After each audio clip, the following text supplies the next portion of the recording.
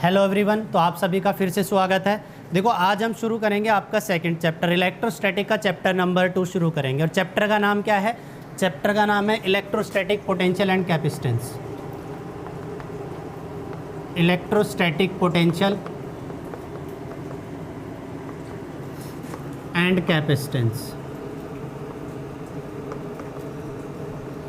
ये आपका चैप्टर का नाम है, चैप्टर नंबर 2। चैप्टर 2 हम शुरू करने जा रहे हैं। देखो, अब थोड़ा सा हम चैप्टर 1 को दिमाग में लाते हैं तो आप बोलोगे सर हमने इलेक्ट्रोस्टैटिक के बारे में पढ़ा था, फ्रिक्शन से इलेक्ट्रिसिटी आती है, ठीक है। उससे उसके अंदर एक प्रॉपर्टी आ जाती है चार्ज फील्ड क्रिएट करता है डिफरेंट लोकेशन पे, डिफरेंट टाइप्स ऑफ सरफेसेस के लिए हमने इलेक्ट्रिक फील्ड निकाला है, बिल्कुल निकाला है। देखो, अब उससे आगे बढ़ते हैं। आज हमने पढ़ना है इलेक्ट्रोस्टैटिक पोटेंशियल, ठीक है। हमारा जो आज का टॉपिक रहेगा वो रहेगा इलेक्ट्रोस्टैटिक पोटेंशियल। देखो बेटे, अगर हम आपकी बुक की बात करें या फिर किसी भी तरह बात करें तो कहीं पे भी इलेक्ट्रोस्टैटिक पोटेंशियल जो है वो यूनिकली डिफाइन नहीं है। हमारे पास कोई यूनिक डेफिनेशन नहीं है। हमें जो इलेक्ट्रोस्टैटिक पोटेंशियल जो यहाँ पे है वो वर्क डन के फॉर्मेट में निकालना है। किसके फॉर्मेट में निकालना? वर्क डन के फॉर्मेट में निकालना। देखो, हम थोड़ा सा ग्रेविटेशनल फील्ड की तरफ जाते हैं, आपको ग्रेविटेशनल पोटेंशियल की तरफ जाते हैं। आपको शायद याद होगा 11th क्लास में हमने क्या पढ़ा था कि जैसे ये अर्थ की सरफेस है, ठीक है। इस अर्थ की सरफेस से हम किसी मास को उठा करके ले जाते हैं तो इस अर्थ के फील्ड के अगेंस्ट ही तो उठा करके लेके जाते हैं, ठीक है। अगर हम इसको इसके अगेंस्ट उठा करके ले जाते हैं यानी हम इसको डिस्प्लेस करते हैं किसी सर्टेन डिस्टेंस तक, सर्टेन हाइट तक हम इसको डिस्प्लेस करते हैं तो हम इसके ऊपर क्या करते हैं? वर्क। जब इसके ऊपर काम करते हैं तो उसके अंदर एक पोटेंशियल क्रिएट कर देता है, वही तो हमने पढ़ा था। देखो, सिमिलर वे में यहाँ पे पढ़ना है, लेकिन मैं ये चाहता हूँ कि हम इलेक्ट्रोस्टैटिक पोटेंशियल पहले ना पढ़ते हुए हम पोटेंशियल डिफरेंस पहले पढ़ें। अगर हम पोटेंशियल डिफरेंस पहले पढ़ेंगे तो हमें इलेक्ट्रोस्टैटिक पोटेंशियल समझना और आसान हो जाएगा। तो देखिए, पहले हम इलेक्ट्रोस्टैटिक पोटेंशियल डिफरेंस जानते हैं। ये इलेक्ट्रोस्टैटिक पोटेंशियल डिफरेंस क्या होता है? देखिए, समझिए इसको थोड़ा सा। देखो, हम क्या करते हैं, हम एक सोर्स चार्ज ले लेते हैं। सोर्स चार्ज से कहीं दूर पॉइंट पी है, ठीक है, आर डिस्टेंस पे, और यहाँ पे एक टेस्ट चार्ज रखा हुआ है Q0, ठीक है। आप बोलोगे सर इसके ऊपर इलेक्ट्रिक फील्ड की फोर्स लग रही है Q0 इस डायरेक्शन में, बिल्कुल लग रही है हमारे पास, हमें पता है, ठीक है। हमने क्या किया, इसके ऊपर इस डायरेक्शन में इसके अगेंस्ट फोर्स लगाई और इस टेस्ट चार्ज को मैं धीरे धीरे small distance dr distance move कराया। इधर मैंने डिस्टेंस मूव कराया dr, फिर इसको इधर डिस्टेंस मूव कराया dr और इसको ए पॉइंट पे लेकर के आ गया। अगर मैं इसको ए पॉइंट पे लेकर के आ गया तो आप बोलोगे सर मैंने यहाँ से यहाँ तक लाने में, देखो, फोर्स लगाई, डिस्प्लेसमेंट किया, तो मैंने वर्क डन किया यहाँ से यहाँ तक आने में W, ठीक है। देखो, जब मैंने इसको यहाँ से यहाँ तक काम कर दिया, ठीक है, देखो मैं इसको थोड़ा सा स्प्रिंग की भाषा में लेके जाता हूँ।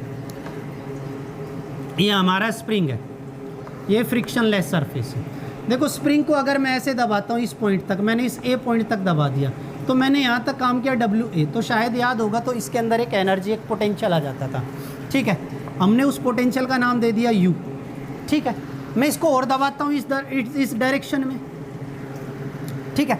भाई, अगर स्प्रिंग यहाँ पे मैं स्टॉपर लगा दूँ, यहाँ पे अगर मैं एक स्टॉपर लगा दूँ और स्टॉपर लगा करके रिलीज़ करूँ तो स्प्रिंग तो उधर ही जाएगा, बस जाएगा या नहीं जाएगा? यानी यहाँ पे पोटेंशियल इसके पास ज़्यादा है और यहाँ पे पोटेंशियल इसके पास कुछ भी नहीं था, ज़ीरो। यानी हमेशा ये ज़ीरो पोटेंशियल की तरफ मूव करना चाहता है, ठीक है। देखो, सेम वे में यहाँ पे क्या हुआ, हम इसको यहाँ से यहाँ तक लेके आए। जब मैं इसको यहाँ से यहाँ तक लेके आया, ठीक है, तो मैंने किया वर्क डन, तो इसके अंदर एक पोटेंशियल स्टोर हो गया VA। कितना पोटेंशियल स्टोर हो गया? VA। मैं इसको और दबाता हूँ, यानी और इसको इस तरफ लेके आता हूँ, ठीक है, इस B पॉइंट तक, तो मैंने वर्क डन किया WB। और यहाँ से यहाँ तक का पोटेंशियल कितना आया? VB। यहाँ से यहाँ तक पोटेंशियल कितना हो गया इसके अंदर? VB हो गया। यानी देखो, मैं क्या करता जा रहा हूँ हर बार? Work done.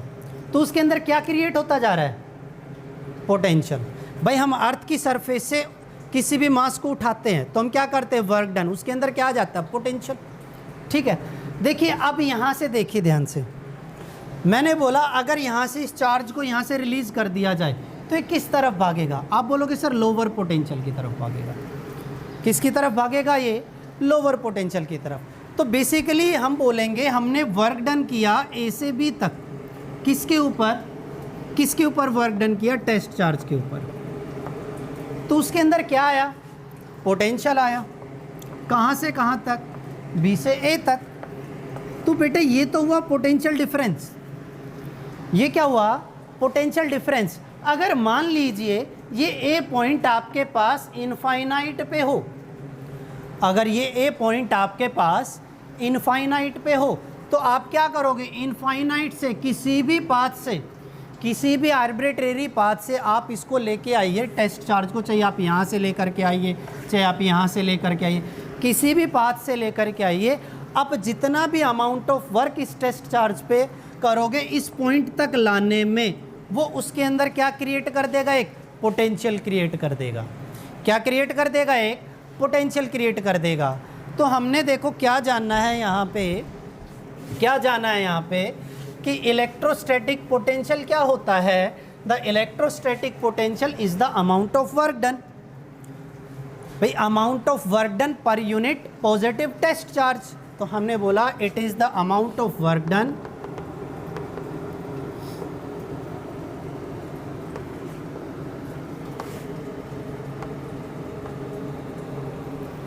in bringing a unit positive test charge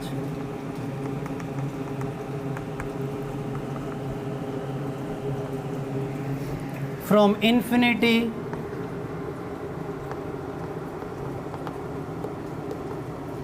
to a certain point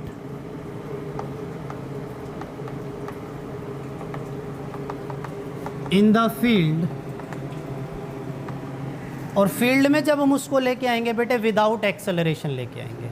कैसे लेके आएंगे, विदाउट एक्सेलरेशन। देखो अगर हम इमेजिन करें एक एक सोर्स चार्ज है, इसके सामने एक टेस्ट चार्ज है, तो यहाँ पे फोर्स लगेगी F is equals to q e. तो हम इसको तो इसके अगेंस्ट इधर मूव कराना है, तो इसके अंदर पोटेंशियल लेके आना है, इधर मूव कराना है अगेंस्ट द फील्ड। कितनी फोर्स लगाएं, तो आप बोलोगे सर जितनी फोर्स इधर लग रही है आप उतनी फोर्स इधर लगा दो, तो हमारे पास एक्सेलरेशन कितना हो जाएगा, जीरो। फोर्स कितनी हो जाएगी, कांस्टेंट। हम कांस्टेंट फोर्स से उसको मूव कराते हैं, यानी without acceleration against the electrostatic field.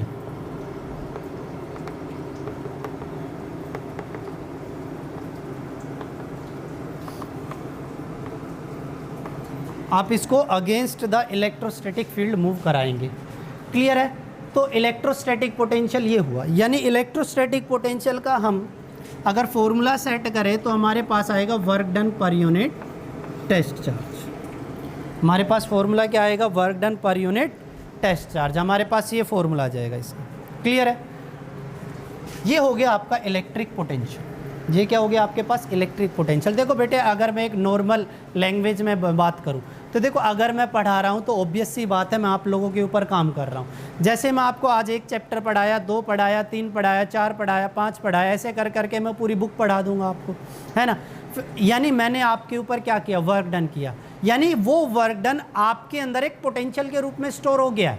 हो गया नहीं हो गया, यानी आपके अंदर एक ऐसी पावर आ गई। वो पावर आप कब शो करोगे, एग्जाम में शो करोगे, किसी टेस्ट में शो करोगे, तो आपके अंदर एक क्या क्रिएट हो गया है, पोटेंशियल क्रिएट हो गया। वो पोटेंशियल कब क्रिएट हुआ, जब किसी एक्सटर्नल एजेंट ने आपके ऊपर काम किया। और वो एक्सटर्नल एजेंट कौन है, मैं हूँ। यानी इस टेस्ट चार्ज को इलेक्ट्रिक फील्ड में हम लेके आ रहे हैं, इलेक्ट्रिक फील्ड में लेकर के आ रहे हैं। तो कैसे लेकर के आ रहे हैं, किसी एक्सटर्नल एजेंट के थ्रू लेके आ रहे हैं। तो यानी ये जो वर्क डन होगा ये कौन करेगा, एक्सटर्नल एजेंट करेगा। ये वर्क डन कौन करेगा, एक्सटर्नल एजेंट करेगा। किसके ऊपर करेगा, टेस्ट चार्ज के ऊपर करेगा। किसके ऊपर करेगा, टेस्ट चार्ज के ऊपर करेगा। तो उससे उसके अंदर क्या आ जाएगा, एक पोटेंशियल आ जाएगा। क्या आ जाएगा, potential. It is the amount of work done per unit test charge. ठीक है, बात समझ में आई।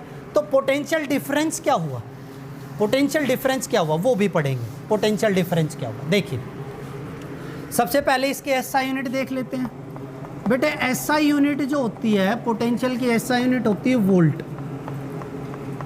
पोटेंशियल की एसआई यूनिट क्या होती है, वोल्ट। अगर यहाँ से अगर हम प्रैक्टिकल यूनिट देखें तो जूल पर coulomb.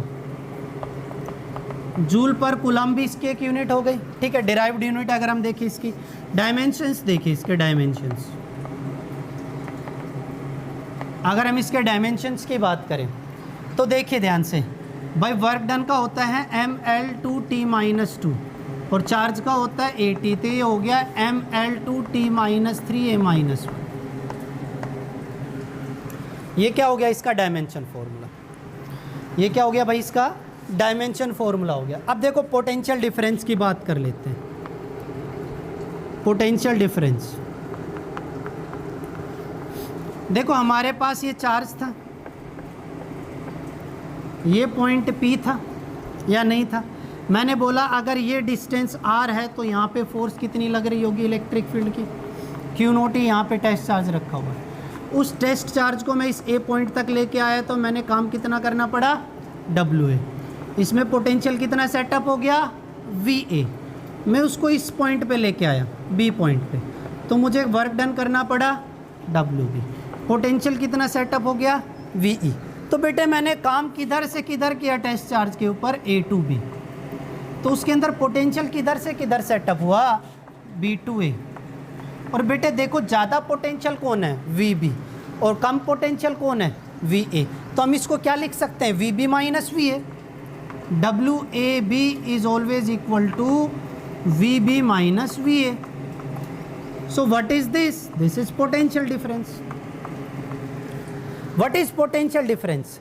Potential difference is the amount of work done in moving a unit positive test charge from point A to point B against the electrostatic field in the region of this charge। भाई इस charge के reason में, इसके field के against में test charge को point A से point B तक मूव करने में जितना भी पोटेंशियल का डिफरेंस आता है, कितना डिफरेंस आता है, ये डिफरेंस आता है, इसको हम क्या बोलेंगे, पोटेंशियल डिफरेंस। और ये सारा काम किसके विदाउट होगा, किसके बिना होगा, एक्सेलरेशन के बिना होगा, यानी ये कांस्टेंट फोर्स से होगा। देखो अब यहाँ पे थोड़ी सी और चर्चा करते हैं। मैंने बोला वर्क डन, ये तो आपको भी पता होगा कि वर्क डन पॉजिटिव भी हो सकता है, नेगेटिव भी हो सकता है और ज़ीरो भी हो सकता है। मैंने बोला अगर VB VA से ज़्यादा है तो वर्क डन होगा पॉजिटिव आपका। मैंने बोला अगर VB VA से कम है तो आपका वर्क डन हो जाएगा नेगेटिव। और मैंने बोला अगर VA VB के बराबर है तो वर्क डन हो जाएगा ज़ीरो। तो हमें ये भी पता है work done positive, negative, zero तीन हो सकता है। ये वाला कॉन्सेप्ट आपको बताया जाएगा जब हम इक्वी पोटेंशियल सरफेस पे आएंगे, तो पोटेंशियल डिफरेंस हमेशा क्या होता है, ज़ीरो होता है, ठीक है। चलो वो तो बाद में बात करेंगे, लेकिन ध्यान से देखिए, क्या मैं इसको ऐसे लिख सकता हूँ, VA minus VB is equal to minus WAB by Q0। यहाँ पे देखिए, क्या मैं इसको ऐसे लिख सकता हूँ, VA minus VB is equal to minus of WAB by Q0। क्या लिखा जा सकता है इसको, क्या लिखा जा सकता है, बिल्कुल लिखा जा सकता है कि अगर हम ये मान लें कि VB ज़्यादा है, सॉरी VB कम है और VA ज़्यादा है, तो इनका डिफरेंस हमेशा क्या आएगा, नेगेटिव आएगा। इनका डिफरेंस क्या आएगा, नेगेटिव, यानी जो भी वर्क डन होगा उस टेस्ट चार्ज पे वो क्या होगा, नेगेटिव होगा, ठीक है। देखिए जो इलेक्ट्रिक पोटेंशियल होता है वो एक स्केलर क्वांटिटी होती है। आप लिख लीजिएगा, the electric potential is a scalar quantity, यानी it has only magnitude but there is no direction, इसकी कोई डायरेक्शन नहीं होती। देखिए अब हम एक एक्सप्रेशन पढ़ेंगे और उस एक्सप्रेशन का नाम है इलेक्ट्रोस्टैटिक पोटेंशियल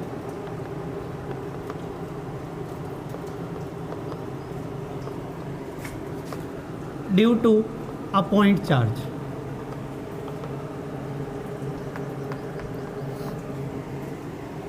देखो अगर हम इलेक्ट्रिक पोटेंशियल की बात करें तो इलेक्ट्रिक पोटेंशियल को हम लेकर के आए थे पोटेंशियल डिफरेंस से, मतलब उसको हमने समझा पोटेंशियल डिफरेंस से हमने समझा। तो हम यहाँ पे हम इलेक्ट्रिक पोटेंशियल की जो एक्सप्रेशन है एक पॉइंट चार्ज की वजह से जो एक्सप्रेशन है वो भी हमें किससे पढ़ना है, पोटेंशियल डिफरेंस से पढ़ना है, ठीक है। बुक से डिफरेंट मेथड है थोड़ा सा, लेकिन हम इसको पढ़ने की पूरे समझाने की कोशिश करूँगा, आप लोगों को समझ में भी आएगा। देखिए क्या है, हमने ये एक चार्ज लिया, ये एक सोर्स चार्ज है, और इससे कहीं दूर पॉइंट पी पे आर डिस्टेंस पे कोई टेस्ट चार्ज रखा हुआ है क्यू नॉट। तो आप बोलोगे सर ये जो टेस्ट चार्ज है इधर एक फोर्स एक्सपीरियंस कर रहा है due to electric field, q naught ही कर रहा है नहीं कर रहा है? भाई मैं इसको स्मॉल डिस्टेंस मूव कराता हूँ, हर बार डी आर डिस्टेंस मूव कराता हूँ, और पहले इसको ए पॉइंट पे लेके आया, फिर डी आर डिस्टेंस मूव कराया, फिर बी पॉइंट पे लेकर के आया। ठीक है, देखो बेटे मैं इसको ओरिजिन मान लेता हूँ, जहाँ पे ये क्यू चार्ज रखा हुआ है अगर मैं इसको ओरिजिन मान लूँ तो मैंने बोल दिया ओरिजिन से ये वाली पोजीशन है आर ए और ये वाली पोजीशन है r b. So what is the amount of work done in bringing the test charge from position a to position b. यानी अगर हम इस टेस्ट चार्ज को ए पोजीशन से बी पोजीशन पे लेके आए तो हमें कितना वर्क डन करना पड़ा। तो देखो मैंने आपको पहले ही बताया, तो इसको स्मॉल डिस्टेंस मूव कराना है। वही स्प्रिंग वाला कॉन्सेप्ट है कि आप स्मॉल डिस्टेंस उसको कंप्रेस करोगे so that we can calculate its potential energy easily. ठीक है, और दूसरा ये भी है बेटे, ये कंजर्वेटिव फोर्स है। कौन सी? Electrostatic force. ठीक है, उसके बारे में हम थोड़ा सा बाद में बात करेंगे। ठीक है, पहले ये देखिए, हमने बोला the small amount of work done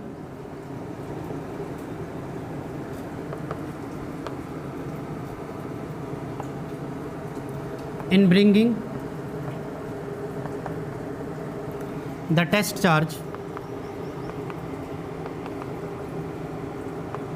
from A to B,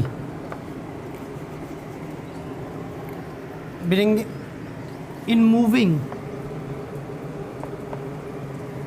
the test charge to a small distance dr। बेटे शुरुआत में तो हमने इसको स्मॉल डिस्टेंस ही मूव कराया डी आर, तो हमें small amount of work done करना पड़ेगा कितना? एफ डॉट डी आर करना पड़ेगा या नहीं करना पड़ेगा? भाई स्केलर प्रोडक्ट है एफ डॉट डी आर। अब देखो ध्यान से, फोर्स भाई डिस्प्लेसमेंट देखिए, फोर्स उधर है, डिस्प्लेसमेंट हम इधर कर रहे हैं, तो ये हो जाएगा F D R cos theta. Angle कितना है? 180 डिग्री हम इधर मूव करा रहे हैं, फोर्स उधर लग रही है। ठीक है, तो डी डब्ल्यू कितना हो गया? Minus F dot D R. और बेटे हम फोर्स हर बार कितनी लगा रहे हैं? इसके बराबर की फोर्स लगा रहे हैं। ठीक है, तो डी डब्ल्यू इज इक्वल्स टू कितना हो गया? माइनस एफ की वैल्यू कितनी है? Q naught e into d r. होगा या नहीं होगा? भाई यही तो होगा। अब देखो टोटल वर्क डन निकालना, किधर से किधर मूव कराने में? ए से बी मूव कराने में, यानी पोजीशन आर ए से पोजीशन आर बी तक मूव कराने में कितना वर्क डन करना पड़ेगा। अब देखो जो फोर्स है, इलेक्ट्रिक फील्ड की जो फोर्स, हम उसको थोड़ी चेंज कर रहे हैं, उसको तो हम चेंज ही नहीं कर रहे हैं। हर बार कौन चेंज हो रहा है? डिस्टेंस चेंज हो रहा है। ठीक है, तो हमने बोला the total work done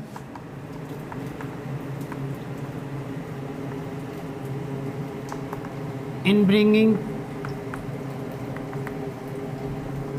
the test charge from a to b. तो इसको इंटीग्रेट कर दो आप इस इक्वेशन को, किधर से? आर ए से आर बी तक, माइनस क्यू नोट ई इंटू डी आर। होगा या नहीं होगा? अब देखो डी डब्ल्यू का डब्ल्यू हो जाएगा, कहाँ से कहाँ तक किया हमने वर्क डन? ए से बी तक किया है। क्यू नोट आप बाहर ले लो, माइनस क्यू नोट आप बाहर ले लो। ठीक है, आर ए से आर बी। और इलेक्ट्रिक फील्ड बेटे इस पॉइंट पे आर डिस्टेंस पे इलेक्ट्रिक फील्ड हमेशा कितना होता है? Q by 4 pi epsilon naught r square. ये वैल्यू यहाँ पे रख दो, तो आपके पास कितना आएगा? Q by 4 pi epsilon naught r square into d r. आएगा या नहीं आएगा? यानी ये जो टर्म है इसको इंटीग्रेट करना है विद रिस्पेक्ट टू आर, यानी डब्ल्यू ए बी आपके पास कितना आ जाएगा? Minus q naught q by 4 pi epsilon naught हमने बाहर ले लिया। और बेटे ध्यान से देखिए, आप 1 बाय आर स्क्वायर है, क्या मैं इसको ऐसे लिख सकता हूँ? R to the power -2। और अगर इसको इंटीग्रेट कर दिया जाए, इसका इंटीग्रेशन कर दिया जाए, तो आप बोलोगे सर पावर में एक ऐड करो और टोटल पावर नीचे लिख दो। ऐसे तो करते हैं हम। तो आप इसका सॉल्यूशन करोगे तो क्या आ जाएगा? -1 बाय आर। आप इसका सॉल्यूशन करोगे तो क्या आएगा? -1 बाय आर आ जाएगा। तो ध्यान से देखिए, इसका इंटीग्रेशन क्या आएगा, -1/r। इंटीग्रेशन लिमिट कहाँ से कहाँ तक है, आर ए से आर बी तक। माइनस से माइनस कैंसिल हो जाएगा और आप लिमिट रख दोगे तो work done from a to b कितना आया, Q0 Q/4πε0 और अंदर आएगा 1/RB -1/RA। भाई यही तो आएगा आपके पास। अब देखिए इधर, भाई इस Q0 को इसके नीचे लेके आ जाओ आप। भाई आप इस Q0 को इसके नीचे लेके आओगे तो WAB Q0 is equals to क्या आ जाएगा, Q/4πε0RB -Q/4πε0RA। बेटे अगर आप इस टर्म को ध्यान से देखोगे, what is this, this is potential at point b, what is this, this is potential at point a. भाई Q/4πε0RB is the potential at point B and Q/4πε0RA is the potential at point A। सो देखिए हमारे पास term फिर से वही निकल के आ गई, WAB/Q0 is equals to VB minus VA, जो हमने पढ़ा था पोटेंशियल डिफरेंस। भाई जो पोटेंशियल डिफरेंस हमने पढ़ा था वही तो टर्म यहाँ पे निकल के आ गई हमारे पास फिर से। और देखिए आप एक और बात सोचिए, मान लीजिए अगर ये ए पॉइंट, देखिए भाई मैंने बोला if r a is infinite, यानी जो ए पॉइंट है, यानी जो आपका टेस्ट चार्ज है, अगर वो इनफाइनाइट पे है और जो आर बी पॉइंट है वो पी पॉइंट पे लाई करता है, आर के बराबर लाई करता है, ये पॉइंट पी है, ये इनफाइनाइट है, ठीक है। हमने बोल लिया कि अगर ये आर ए इनफाइनाइट पे है और बी पी पॉइंट पे लाई करता है तो बी किसके बराबर हो जाएगा, आर के बराबर हो जाएगा। तो उस टर्म में work done in bringing a test charge from infinity to point b is equal to Q/4πε0R। और बेटे यही क्या होता है, पोटेंशियल होता है, यही क्या होता है, पोटेंशियल होता है। और इलेक्ट्रिक पोटेंशियल आपके पास क्या आया, Q/4πε0R। और बेटे ये बुक में दिया हुआ, ये बुक में दिया हुआ है कि electrostatic potential due to a point charge इतना होता है। और इसको हम कैलकुलेट कहाँ से कर रहे हैं, पोटेंशियल डिफरेंस से कैलकुलेट कर रहे हैं। हालांकि बहुत कम आती है एग्ज़ाम में एक्सप्रेशन ये, लेकिन अगर आप एक्सप्रेशन निकालना चाहो तो आप इस टर्म से इजीली कैलकुलेट कर सकते हो। आप यहाँ से आपको आसानी से आपको इसका आंसर मिल जाएगा, यानी electrostatic potential due to a point charge आप आसानी से निकाल सकते हो। क्लियर है, पक्का, ठीक है। तो देखिए this is your electrostatic potential due to a point charge. यहाँ पे हमने बेटे इसको क्या मान लिया, आर के बराबर, और इसको कहाँ पे मान लिया, इनफाइनाइट पे। समथिंग अपॉन इन्फिनिटी ज़ीरो, यानी इनफाइनाइट पे पोटेंशियल हमेशा ज़ीरो होता है। भाई इनफाइनाइट पे पोटेंशियल हमेशा कितना मिलेगा आपको, ज़ीरो मिलेगा। क्लियर है सभी को, पक्का। देखो अब इसी टर्म को, इन्हीं सभी कॉन्सेप्ट को हम line integral of electric field से भी पढ़ सकते हैं। लेकिन basically what is line integral of electric field, electric field का लाइन इंटीग्रल होता क्या है, what is the line integral of electric field. तो सबसे पहले हमें ये पढ़ना चाहिए what is the line integral of electric field.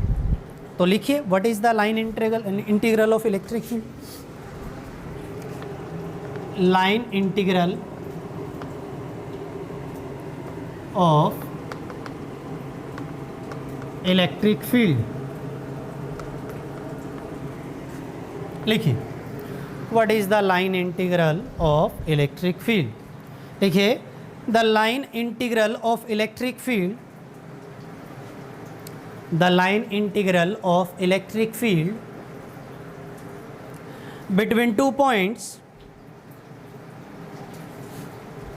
the line integral of electric field between 2 points represent the work done by electric field, represent the work done by electric field in moving a unit positive test charge, in moving the unit positive test charge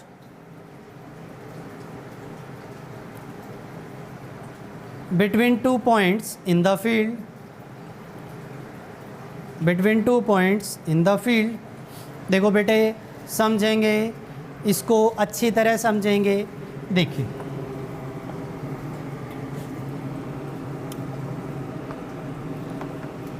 मैंने ये एक XY plane लिया, ठीक है, यहाँ पे कोई plus Q charge रखा हुआ है, ठीक है, और इस प्लेन में कोई भी 2 पॉइंट कंसीडर कर लेते हैं A और B। क्लियर है भाई? यहाँ से इसकी पोजीशन है RA और इसकी जो पोजीशन है वो है RB, ठीक है भाई। मैंने एक टेस्ट चार्ज को किसी भी कर्व्ड पाथ से इस A पॉइंट से B पॉइंट तक लेके जाना है, तो मुझे कितना काम करना पड़ेगा? What is the amount of work done we need to do?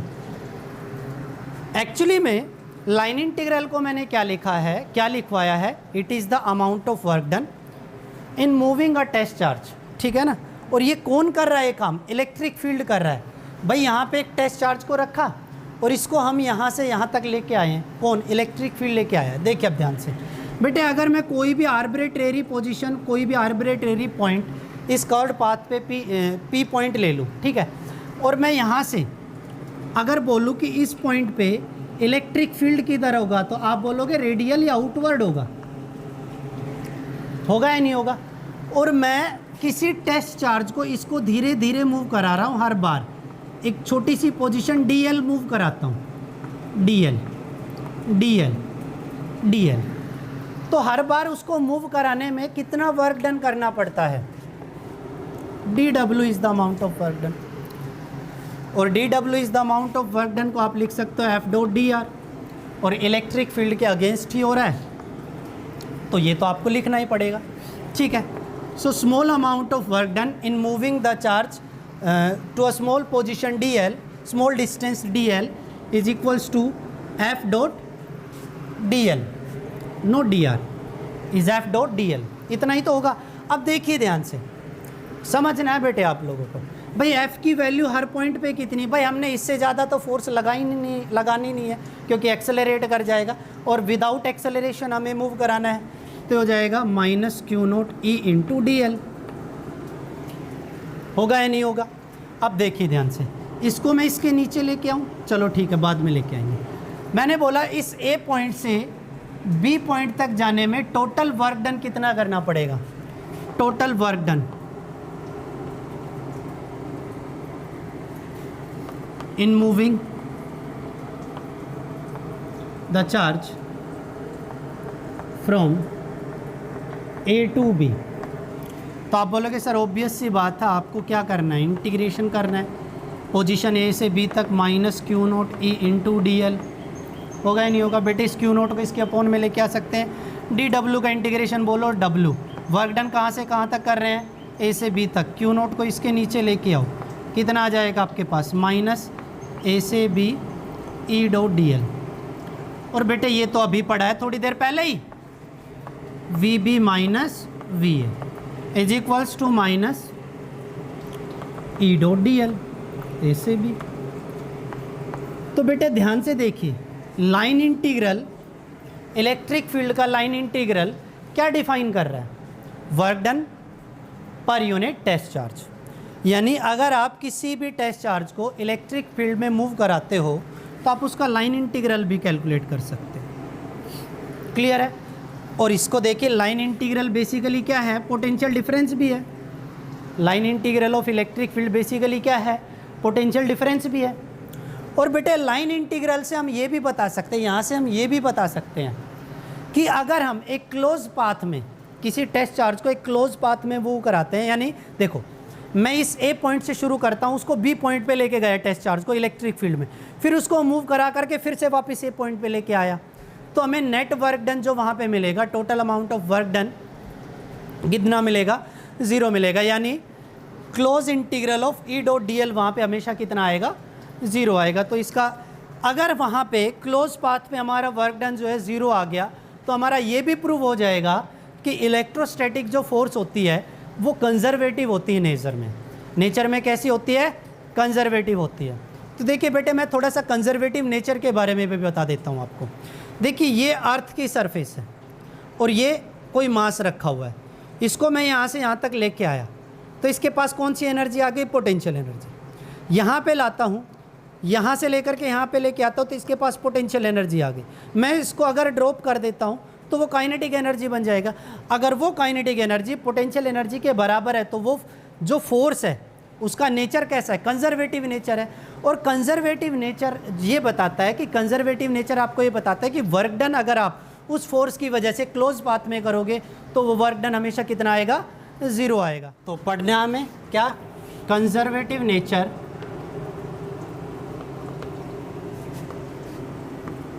Of electric field. क्या पढ़ना है, conservative nature of electric field. देखिए हम वही एक XY प्लेन ले लेते हैं, ये हमारे पास एक XY प्लेन है और यहाँ पे ओरिजिन है और ओरिजिन पे कोई सोर्स चार्ज रखा हुआ है +Q, ठीक है। हमने किसी भी पोजीशन A पे, RA पोजीशन पॉइंट A पे कोई टेस्ट चार्ज रख दिया और उसको हम B पॉइंट तक मूव कराते हैं, ठीक है, और फिर से उसको B पॉइंट से A पॉइंट तक लेके जाते हैं तो हमें कितना वर्क डन करना पड़ेगा, ठीक है। चेक करते हैं। हमने बोला close integral of E dot D L. देखो ये क्लोज पाथ है और इस क्लोज पाथ पे close integral of E dot D L अगर हम निकालना चाहे तो हम बोलेंगे पहले हमें इंटीग्रल निकालना पड़ेगा ई डॉट डी एल का। पहले कहाँ से कहाँ तक, ए से बी तक निकालना पड़ेगा, फिर उसके बाद कहाँ से कहाँ तक निकालना पड़ेगा, यस बिल्कुल सही, बी टू ए, ऐसे ही तो निकालना पड़ेगा। और बेटे अगर हम इसकी बात करें तो आप बोलोगे सर ये होता है v b minus v a, और अगर इसकी बात करें तो ये होता है v a minus v b. होता है या नहीं होता है भाई? आप बोलोगे व्हाट इज़ दिस, डब्ल्यू a b upon q naught. What is this, डब्ल्यू b a upon q naught. और अगर आप डब्ल्यू a b upon q naught को ओपन करोगे तो ये आएगा, और डब्ल्यू b a upon q naught को ओपन करोगे तो आप ये आएगा, आपके पास आएगा या नहीं आएगा। अब ध्यान से देखिए, what is V B, Q upon 4 pi epsilon naught R A minus Q upon R B, Q upon 4 pi epsilon naught R A plus में Q upon 4 pi epsilon naught R A minus Q upon 4 pi epsilon naught R B. Cancel हो गए देखो सारे, और close integral of E dot D L आपके पास कितना आ गया, 0। और ये तभी हो सकता है जब आपके पास जो गिवन फील्ड है, गिवन फोर्स है, उसका नेचर कैसा हो, कंजर्वेटिव। यानी क्लोज पाथ में work done by a conservative force is always 0। देखो अगर आप फ्रिक्शन फोर्स के साथ करोगे ऐसा नहीं होगा, क्योंकि फ्रिक्शन फोर्स एक कंजर्वेटिव नहीं है, 11th क्लास में हमने पढ़ा था, ठीक है। देखिए इसके ऊपर एक न्यूमेरिकल करते हैं, एक छोटा सा न्यूमेरिकल है, ठीक है। क्या है देखिए ध्यान से,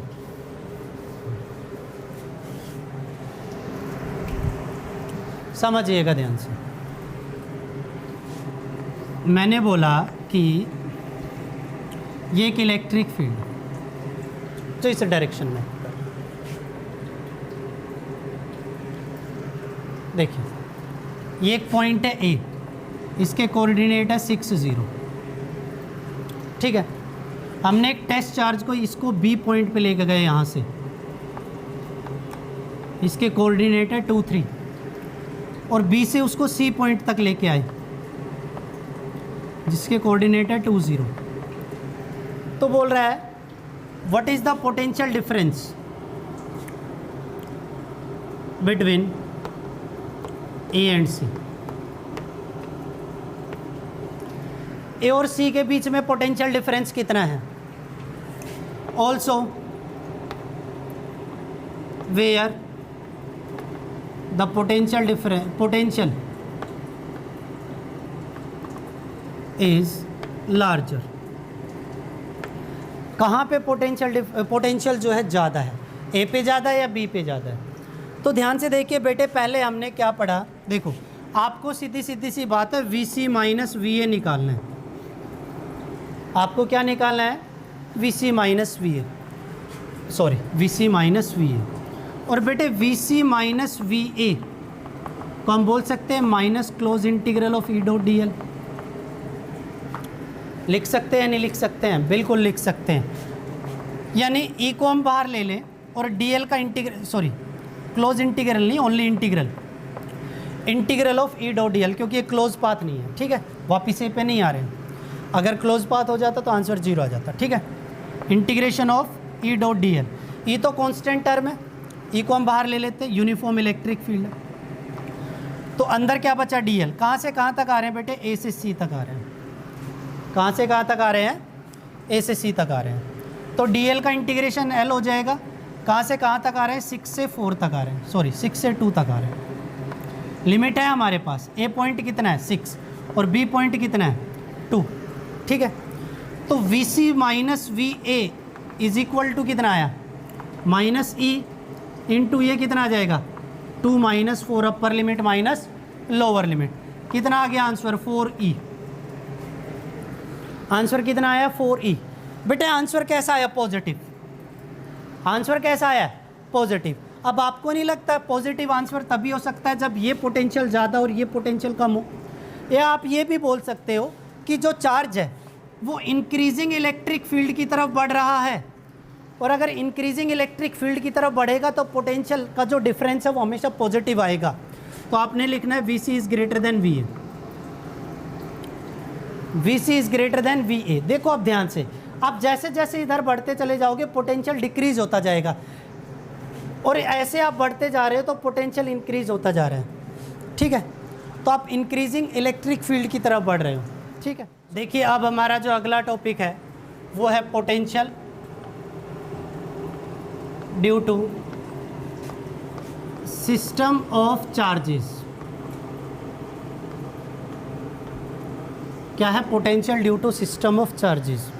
बेटे इसी को हम सुपरपोजिशन प्रिंसिपल भी बोलते हैं। ऐसा ही सुपरपोजिशन प्रिंसिपल हमने कूलाम के लिए पढ़ा था, कूलाम फोर्स के लिए पढ़ा था, इलेक्ट्रिक फील्ड के लिए पढ़ा था। अब वही हमें पोटेंशियल, इलेक्ट्रिक पोटेंशियल के लिए भी पढ़ना है। मान लीजिए ये एक पॉइंट P है किसी भी XY प्लेन में, और यहाँ पे हमारे पास बहुत सारे चार्जेस हैं, Q1 है, Q2 है, Q3 है और अप टू Qn है, और वो इससे रिस्पेक्टिवली R1, R2, R3 और अप टू Rn पोजीशन पे दूर है। ठीक है, तो हमने बोला इस P पॉइंट पे इन सभी चार्जेस की वजह से नेट पोटेंशियल कितना है, तो आपने क्या लिखना है, V1। देखो potential due to a single point charge हमारे पास कितना आया था, Q/4πε0r। तो V1 कितना आएगा, Q1/4πε0r1। V2 कितना आएगा, Q2/4πε0r2। V3 कितना आएगा, Q3/4πε0r3। ठीक है, ऐसे अप टू Vn कितना आएगा, Qn/4πε0rn। ये तो आएगा। अब हमने बोला यहाँ पे नेट पोटेंशियल कितना आएगा, तो बेटे इन सभी का हमने सम करना है। और बेटे पोटेंशियल एक स्केलर क्वांटिटी है तो विद साइन ऐड करना है इनको। अगर यहाँ पे कोई चार्ज नेगेटिव हो जाता है तो यहाँ पे भी आपको नेगेटिव लेना पड़ेगा। अगर यहाँ पे कोई नेगेटिव आ जाता है तो वो उसको विद साइन लेना पड़ेगा आपको। तो हमने इन सभी का क्या कर दिया, सम कर दिया, समेशन। तो V कितना आया, V1 plus V2 plus V3 up to Vn। तो हमारे पास नेट पोटेंशियल एट P कितना आया, देखो 1/4πε0 सब में बाहर आ गया। अंदर क्या बचेगा, Q1/R1 plus Q2/R2 plus Q3/R3 up two plus में Qn/Rn।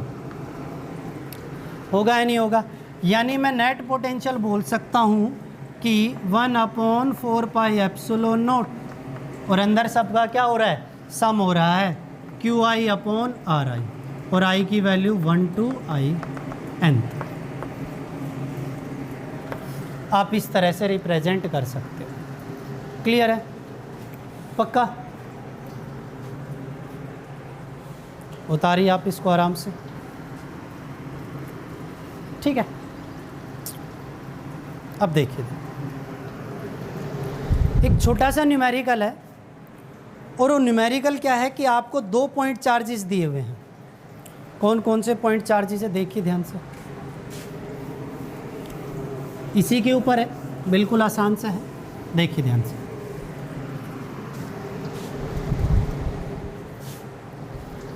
बोला आपके पास 2 पॉइंट चार्जेस हैं,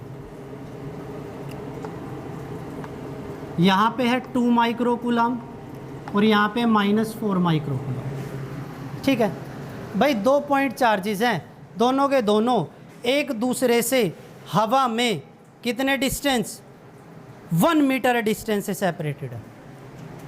कितने डिस्टेंस, 1 मीटर डिस्टेंस से सेपरेटेड है। बोला इन दोनों के लाइन जॉइनिंग में कहाँ पे इन दोनों की वजह से नेट पोटेंशियल 0 हो जाएगा। At what point the line joining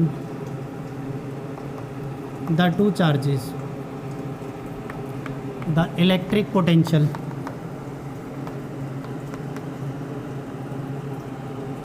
is 0। कहाँ पे 0 होगा, इन दोनों के लाइन जॉइनिंग, ठीक है। तो देखिए आपने वही देखो, हमने जो फोर्स वाले कॉन्सेप्ट में पढ़ा था कि कहाँ पे नेट फोर्स 0 होगी, कंडीशन इक्विलिब्रियम में होगी, वहाँ पे इलेक्ट्रोस्टैटिक में फर्स्ट चैप्टर में हमने पढ़ा था। तो सिमिलरली हमें यहाँ पे करना है। इसको अप्रोच कैसे करना है, देखो बहुत ही आसान सा क्वेश्चन है भाई। इसके लाइन जॉइनिंग पे पूछ रहा है ना पोटेंशियल कहाँ पे 0 है, तो कहीं पे भी एक पॉइंट आप मान लो, मान लीजिए ये पॉइंट P है, और इस पॉइंट P पे, इस पे कहीं पे भी हमने पॉइंट P मान लिया जहाँ पे पोटेंशियल 0 है, और वो A पॉइंट से x डिस्टेंस दूर है, तो ये कितना हो जाएगा, 1 - x हो जाएगा। तो हमने बोला the potential at P due to 2 microcoulomb V1 मान लें। भाई आपने कैसे अप्रोच करना है, आपको नेट पोटेंशियल निकालना है ना, और नेट पोटेंशियल दिया हुआ है 0। तो देखो अभी हमने सुपरपोजिशन प्रिंसिपल पढ़ा है, तो नेट पोटेंशियल का फॉर्मूला क्या होता है, V1 + V2 + V3 + V4 up to Vn, यही तो पढ़ा है। अगर मैं इन दोनों की वजह से बारी बारी करके यहाँ पे नेट पोटेंशियल निकाल लूँ, वो कितना आ जाए मेरे पास, वो तो दिया हुआ है, तो उसको हम रिलेट करके इजीली कैलकुलेट कर सकते हैं। तो देखिए V1 कितना है, Q/4πε0 R1। Q1 कितना है, 2 × 10⁻⁻⁶, माइक्रो का मतलब बेटे -6, ठीक है। इसको K मान लें, चलो रहने दो, 4πε0। R1 कितना है, x। V2 कितना है, देखो -4 माइक्रोकूलम है, तो बेटे विद साइन लेना आपको।